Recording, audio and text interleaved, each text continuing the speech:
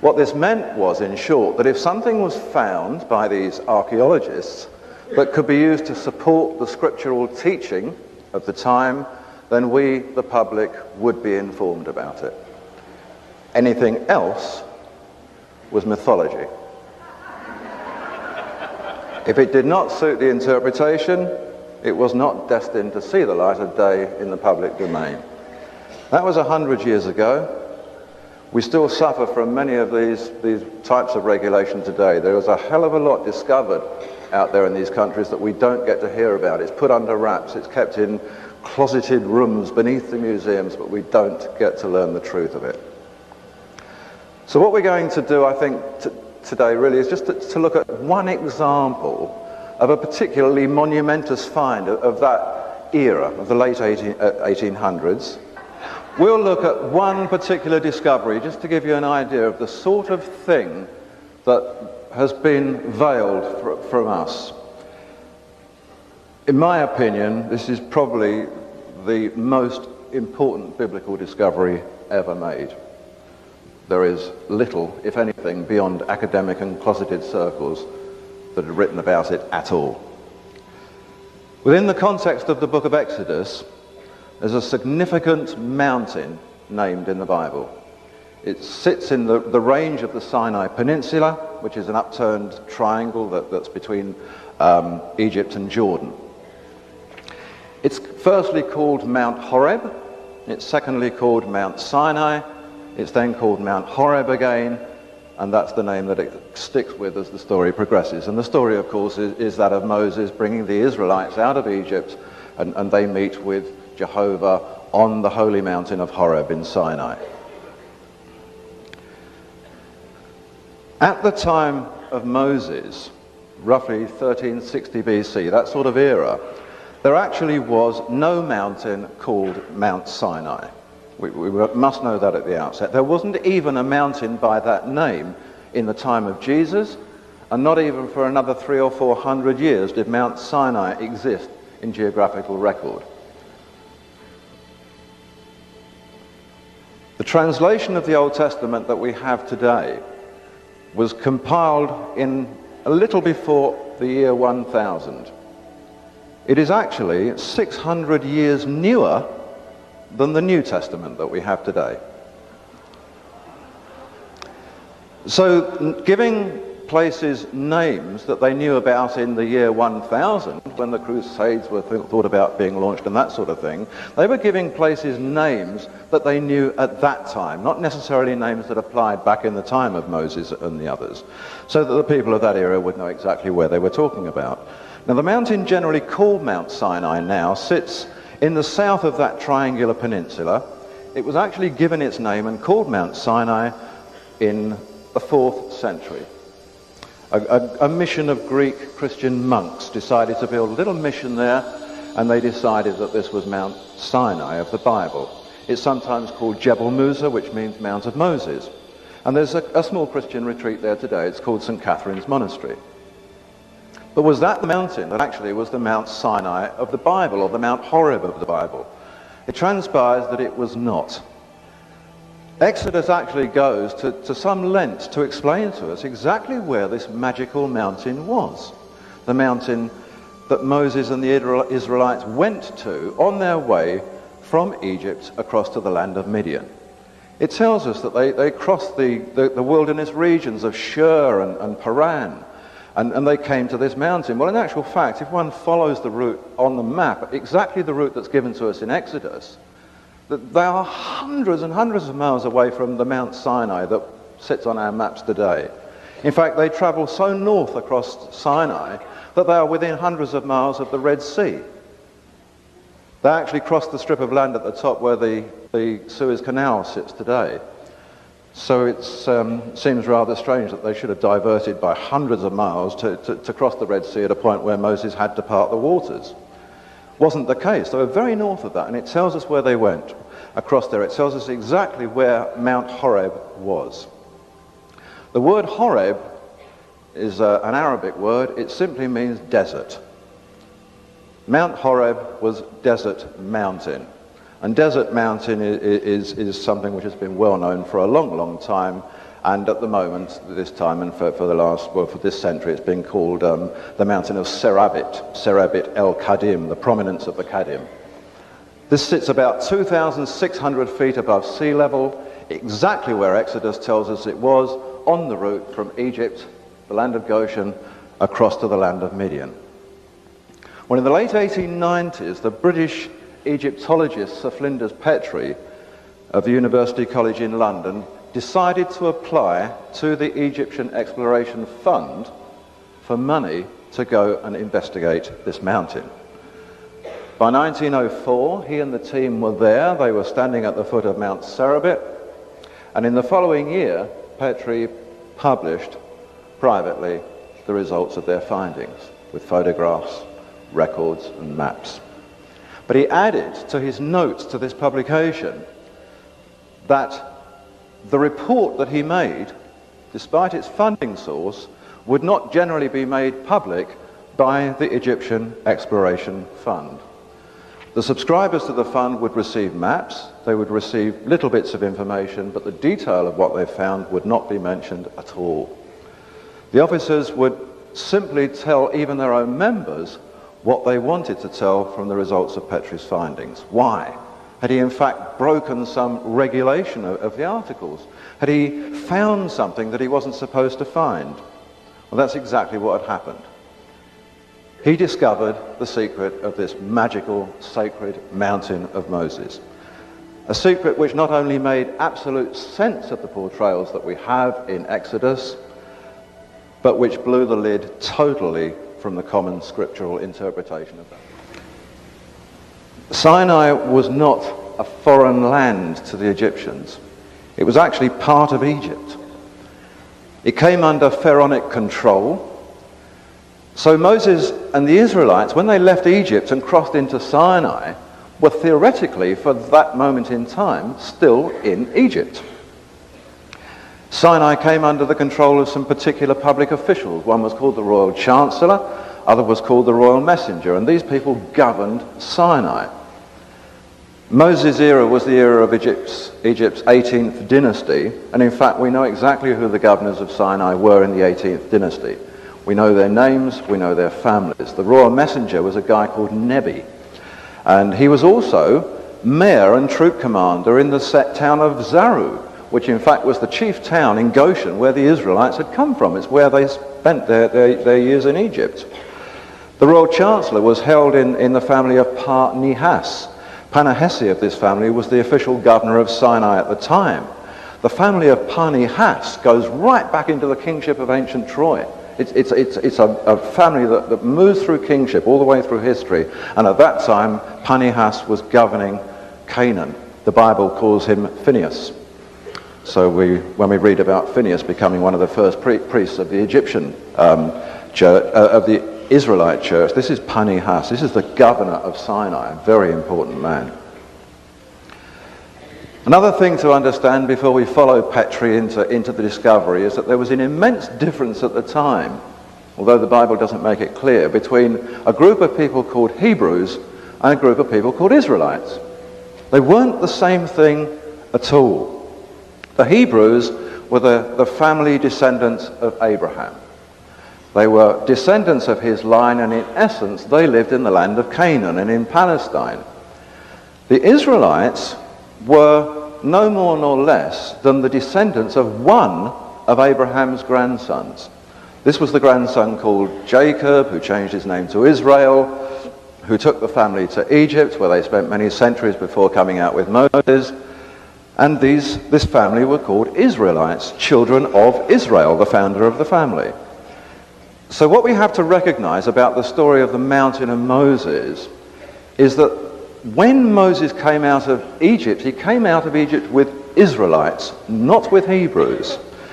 The whole point of the story of the laws and the ordinances given at Mount Horeb, Mount Sinai, was really a part of bringing the Israelites back into the Hebrew community, a foreign land, where they actually had to learn new rules, new regulations, new laws, to be part of the family that they themselves originally grew from. So that's kind of where it sits. Israelites were not Hebrews. In time to come, the word Jews comes up in history, Judeans. They weren't necessarily Hebrews or Israelites, they were simply people who lived in Judea.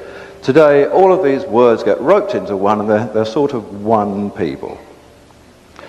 So the Israelites had spent something like 400 odd years living in a part of Egypt, up there in the Nile Delta, in the land of Goshen, the city of which was Zaru.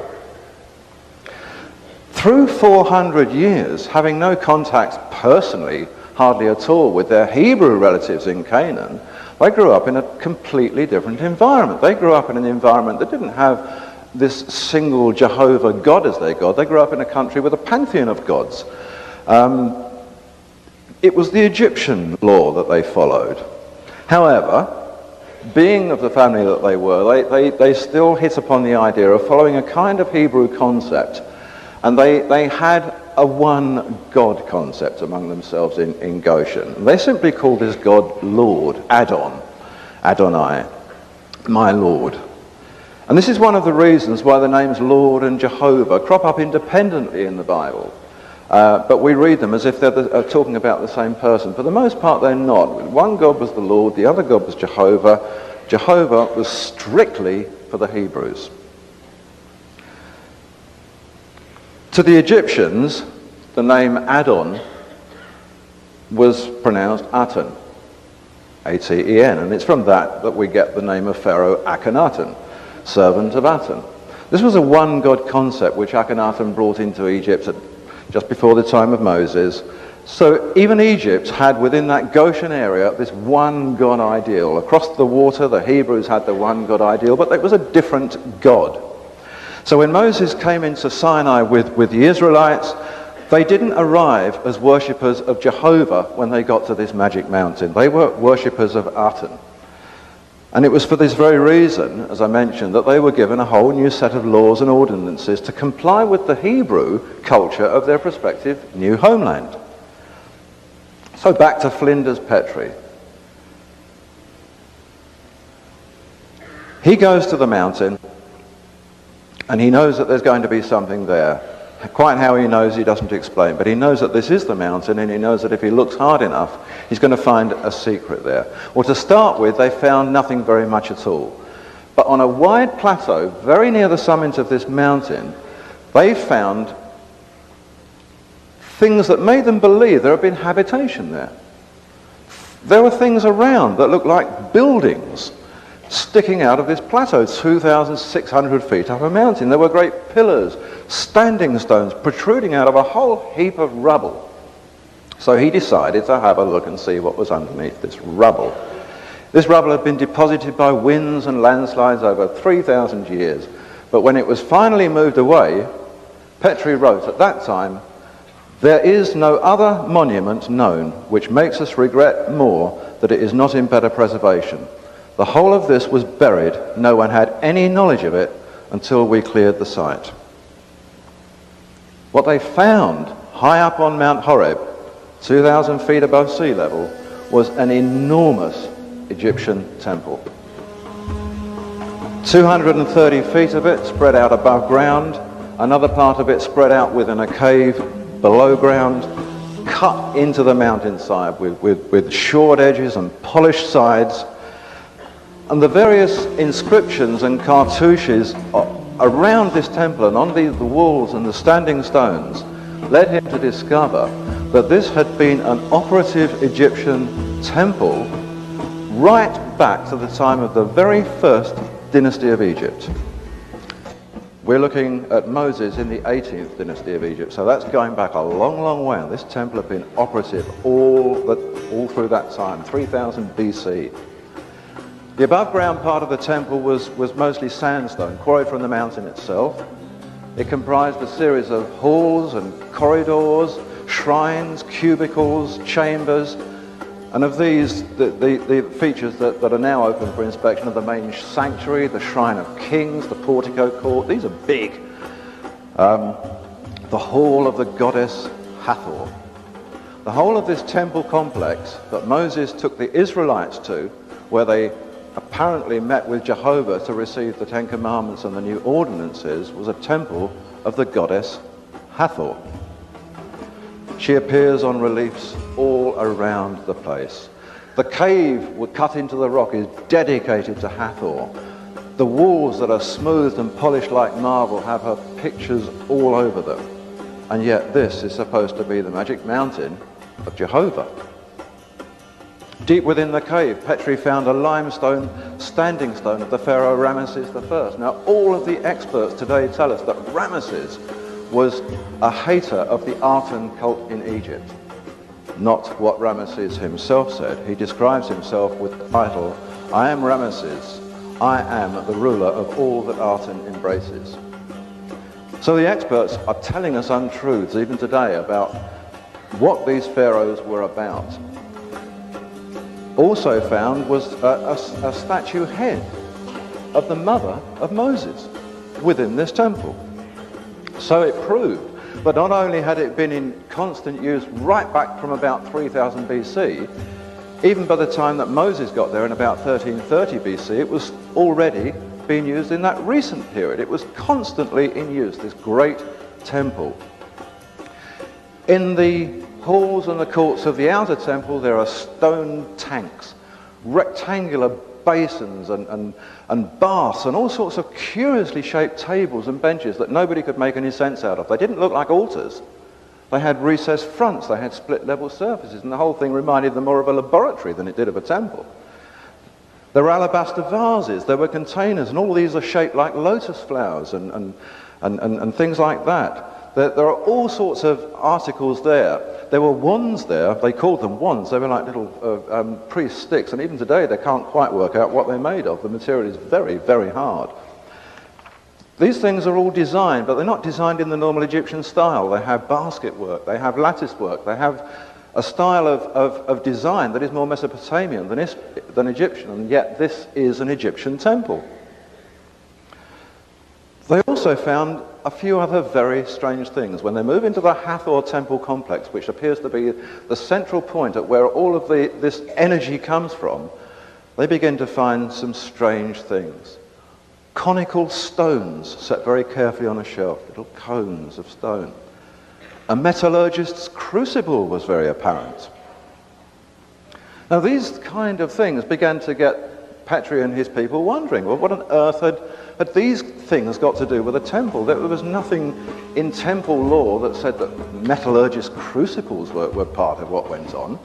And all over the temple, all over the walls and on the various stones was something venerated, highly venerated within the temple complex, and it was called mufkuts. Doesn't mean a lot to us today, mufkuts. Okay, mufkuts. They found 2,600 feet above sea level in the mountain of the Bible, conical stones, metallurgist crucibles, tanks, basins, lotus flower equipment, all sorts of wands and tubing that look like a laboratory, and references venerating some mysterious substance called mufkuts. Now, they knew that these things were all linked together, but they didn't know how. So they began to try and work out what on earth mufkuts was. Some said it was probably copper. Many preferred the idea of turquoise. Others have supposed it was perhaps malachite. But the funny thing about these guesses was that none of these materials was apparent within the temple complex. There was no malachite, there was no turquoise, there was no copper. Sinai is noted for its turquoise mines, but if mining had been a primary function of that temple over 2,000 to 3,000 years, you'd expect to find turquoise stones in the tombs of Egypt. There are barely any at all. So if they were working for 3,000 years mining turquoise, they clearly only found about half a dozen.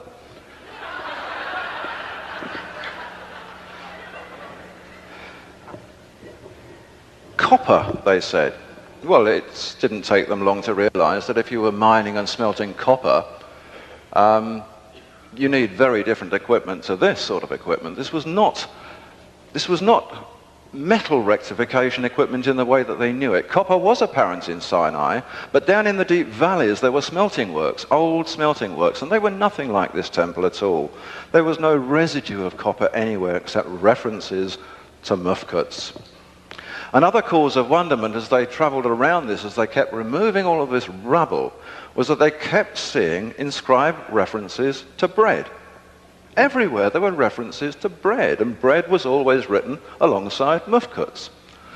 The other thing that happened all the time was that the most prominent of all the hieroglyphic signs outside that was the sign for light.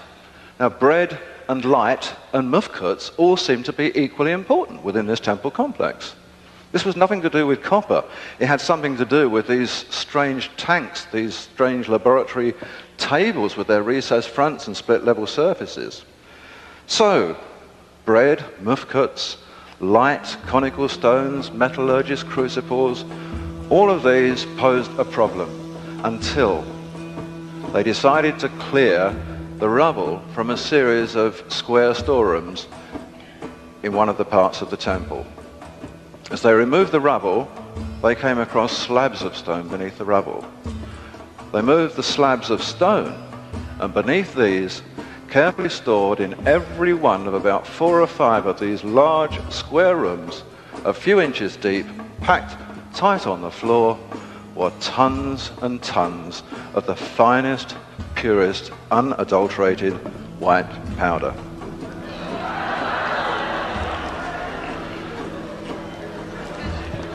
So, said the experts, this is clearly the result of copper smelting. This clearly was from the burning of plants to produce alkali. Quite why they would want to produce alkali, nobody really knew, but the more they tested it, the more they found that there was no plant residue there at all. And in fact, if they were going to have a temple for the burning of plants, they actually would have done better down in the valleys where there were more trees, not 2,600 feet up a mountain. So for want of any other explanation, it was decided that the white powder and the stones were perhaps associated with the sacrificial rite. They're clinging at straws here all the time, trying to work out what on earth this was. This is probably animal sacrifice. Well, as pointed out by somebody who wasn't even the brightest member of the team, this was an Egyptian temple. There is nothing anywhere in history which says that the Egyptians ever used animal sacrifice for anything. It wasn't part of their religious structure at all. They tested the powder, they winnowed it in the breeze, they did everything they could. There was not a bone, a chip, a stone, a piece of plant, a piece of skin, anything in this powder. And it was described as being hard-packed talcum powder, which was impalpable to touch and just blew away in the breeze the moment you flicked it into the air. Petrie wrote, "Though I searched these ashes in dozens of instances, winnowing them in a breeze, I never found a fragment of bone, skin, plant, or anything else." So some of the mysterious powder was sent back to Britain for analysis and examination. The results, for what they were never actually published. When people went back to have a look at the rest of the powder, and they reckoned there was about 50 tons of this,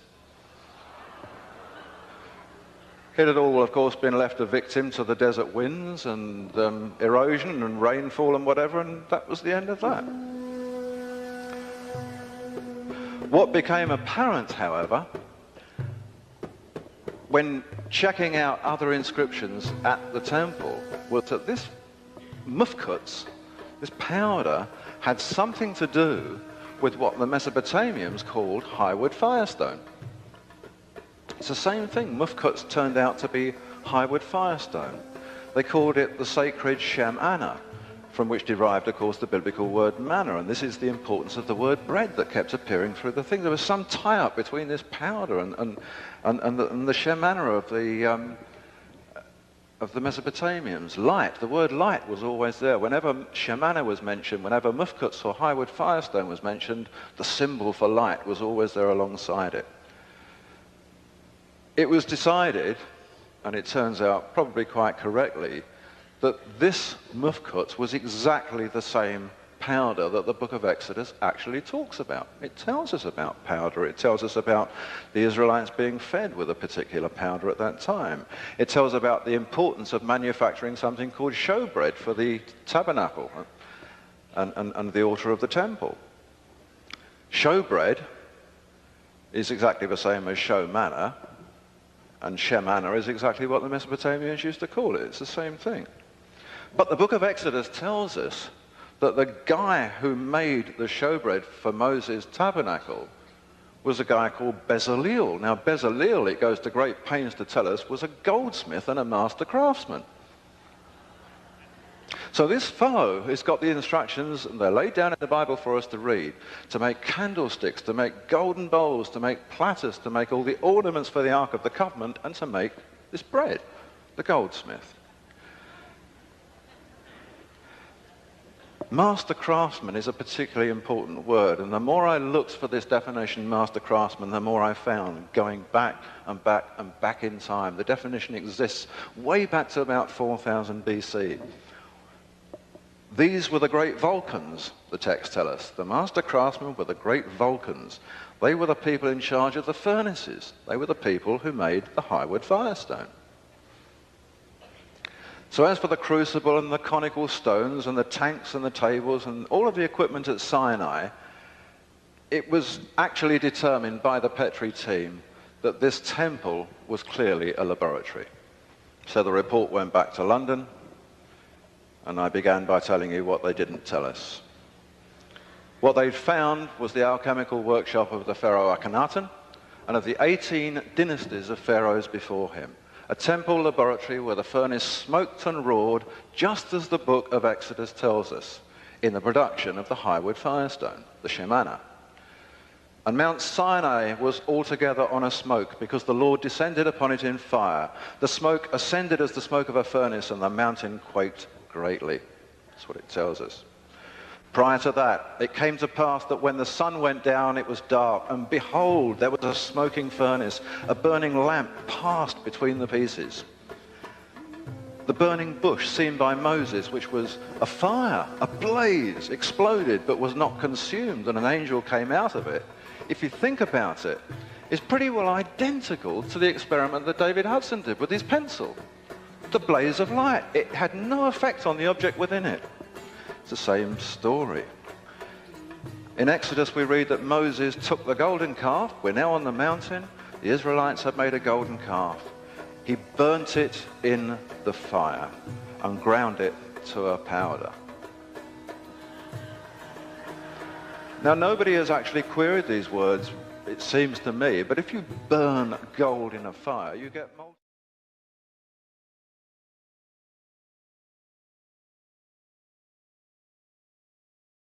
It's a white powder. This was exactly the process of a shemana furnace, as the Egyptian records tell us. And that's precisely what was going on at this temple. They were actually making this stuff. 50 tons of it.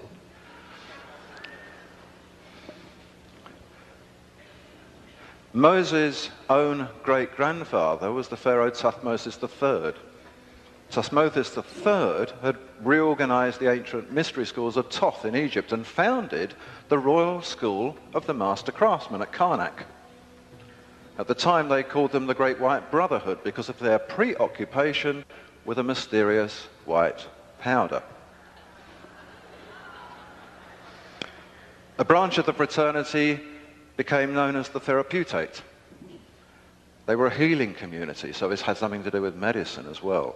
The Therapeutate, in fact, set up branches all over Palestine and Syria, and a branch of that Therapeutate were the Essenes at Qumran in the time of Jesus. So clearly, these guys were into this as well. Hathor. All of this is dedicated to Hathor, not to Jehovah. She was the great mother. She is the oldest identified deity figure of Egypt. She turns up on the oldest artifact ever known from 3000 odd BC. And her story, when it's being told in documented form, runs in parallel with a historical character called the great Vulcan, Tubal-Cain. Now, Tubal-Cain is actually mentioned in the Bible. Tubal-Cain was one of the descendants of Cain in the line from Eve. Tubal-Cain, even today, is revered by Freemasons worldwide. They don't know why. They just know that Tubal-Cain was very important and that Tubal-Cain was a master metallurgist. He was a great Vulcan.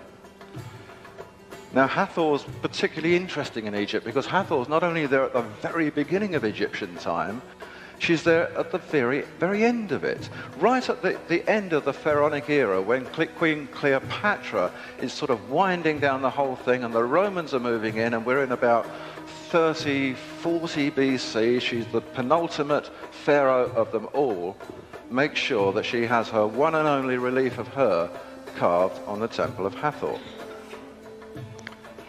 Hathor was a nursing goddess. Hathor was said to be the daughter of Ra. She was said to have given birth to the sun. She was the queen of the West. She was the one who knew the right spells, whatever they were. She was the protectress of womanhood, the lady of the sycamore, wine, tombs, song. But the importance of Hathor was that it was from the powdered milk of Hathor that the pharaohs gained their divinity. Now, we know now what the powdered milk of Hathor was. It was the powder being manufactured at the Hathor temple. They wondered at the time why this would not have been done in Egypt. But as I said earlier, Sinai was Egypt. It was the same country. It just happened to be the other side of the water. Now, one of the rock carvings by the cave at the mountain is a representation of Moses' own great-grandfather, Thutmose IV, in the presence of Hathor. And on this wonderful carved relief stands topped with lotus flowers and a man presenting Thutmose with a loaf of white bread. A conical loaf of white bread. Another stela details the mason, Ankib, offering 2 conical bread cakes to the king. And there are portrayals of this all throughout this temple, these bread cakes, the importance of the muskets, Hathor giving her divinity to the pharaoh. The man whose dynasty, and priests were dynastic as well as kings, the man whose dynasty went right through the government of this temple from the earliest times to the time even of Moses was a dynasty called Sobek-Hotep. And Sobek-Hotep is described as the overseer of the mountain and the overseer of the secrets of the house of gold. So there is no doubt whatever that we're dealing here with gold, and everything pointed to it as far as Petrie was concerned.